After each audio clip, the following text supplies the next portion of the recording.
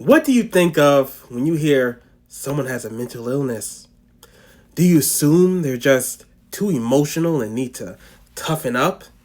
Do you think they might be dangerous? Or maybe you believe they have some kind of brain disorder that needs treatment. I think a big part of the confusion comes from the word mental. That word throws a lot of people off. When we hear mental, we usually think of the mind. And sure, the dictionary will tell you mental means relating to the mind. But what is the mind really? It's not something we can touch or see. It's more of a concept, something we talk about when everything's working the way it should. It's kind of like saying we're uploading a photo to the cloud. We all say that, but have you ever stopped to ask, where exactly is the cloud? It's not floating up in the sky somewhere. It's actually a bunch of remote servers storing your data. In the same way, the mind isn't floating around separately from us. It's stored in and created by our brain. So if something's going wrong with your mind, that means something's going wrong with your brain.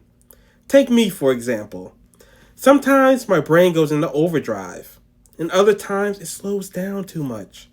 Because of that pattern, I was diagnosed with bipolar disorder, which most people call a mental illness.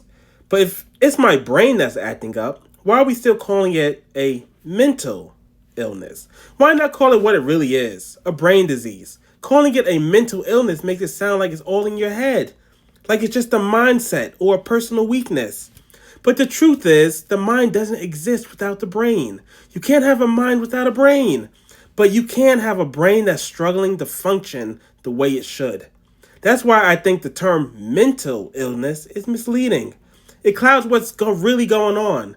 But brain disease, that's real. That's something we can start to understand and treat with the seriousness it deserves. So here's the challenge. Let's change the way we talk about mental health. Let's stop using words that confuse or stigmatize. Let's call it what it is. A brain issue, a medical condition, something that deserves compassion, treatment, and respect. The more clearly we talk about it, the more people we can help and maybe even save. It starts with language, and it starts with us.